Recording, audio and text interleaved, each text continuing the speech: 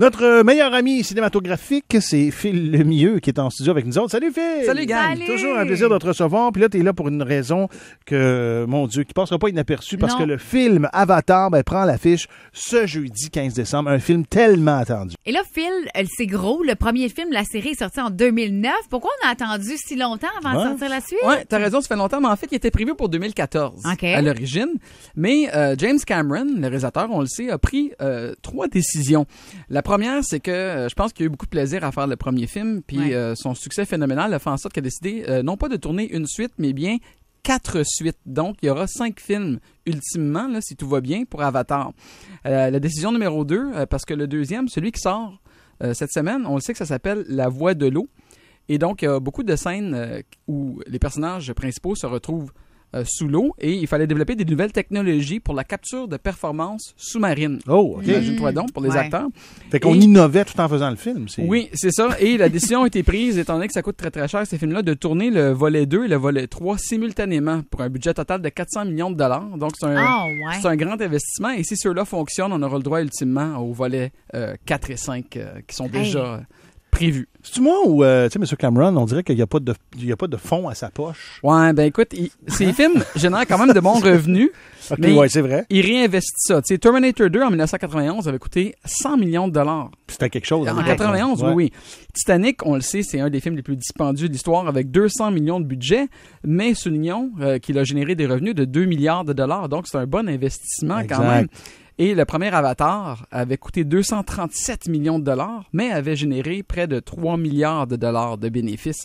Donc, effectivement, dans le cas de Cameron, oui, il dépense beaucoup, mais il en fait plus qu'il en dépense. Et c'est ça le secret, n'est-ce pas? Lui, je pense que dans le temps des fêtes, ça va être caviar et champagne pas mal. Oui. Ben, écoute, moi j'y vais pas. Phil! Non, moi j'y vais pas. Premièrement, c'est un film de 3h10 minutes. Oh boy! C'est beaucoup me demander. C'est beaucoup demandé à mon dos de 51 ans, là, 3h10 minutes.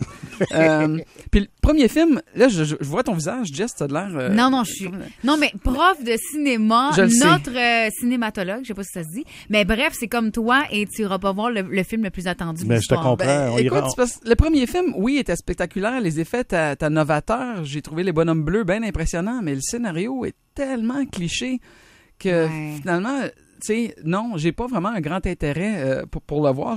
Mais c'est paradoxal. Je vais te dire pourquoi. C'est que ça va pas bien dans les salles de cinéma actuellement, on le sait. Je suis venu vous parler récemment de Fabelmans, le film de Steven Spielberg. Il a coûté 40 millions de dollars, mais il a généré seulement 6,5 millions de dollars de revenus au cinéma. Très surprenant en même temps. Spielberg quand même. She Said a aussi floppé au box-office et... moi, mes élèves autour de moi qui étudient en cinéma, Jess, ne parlent que de séries en streaming. Sur Netflix. Ils parlent de Lord of the Rings, ils parlent de House of Dragons, ils parlent des séries sur Disney+.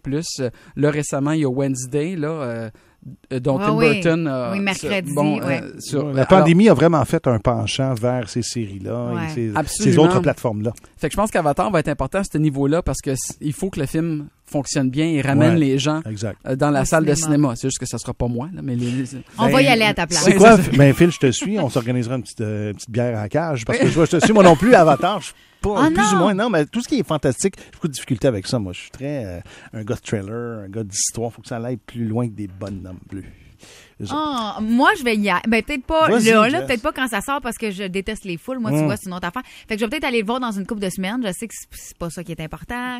Tu nous le dis tout le temps. Faut y aller le premier week-end. Exact. Mais tu sais, en même temps, nous deux, on sera pas là, mais on sait à quel point les fils vont être longs pour aller voir ce film. Oui, très attendu, là, tu sais. Tout à fait. On va être les deux seuls, Phil. Tu veux pas. Comme ça. Alors, on répète, le film Avatar prend l'affiche. Vous aurez la chance, le film Avatar 2, évidemment. C'est ça, jeudi 15 décembre. Ben, bon cinéma, tout le monde. Merci, Phil. Hey, on peut-tu souhaiter joyeuses fêtes? Absolument. On se revoit l'année prochaine. Ton film du temps des fêtes préféré, as-tu un sapin à des boules, toi? Ou oui, j'ai Die Hard, qui est un classique pour moi des fêtes, et un film de 1945 qui s'appelle It's a Wonderful Life, réalisé par Frank Capra. Oui, non, mais écoute, il joue à la télé à Noël toutes les années. C'est un film émouvant qui me fait pleurer même à la 20e reprise. Là, je le trouve extraordinaire. OK. Ben, joyeuse fête à toi. Oui, à vous aussi. Salut ton fils aussi. Les Cowboys fringants sur mon épaule, Assim.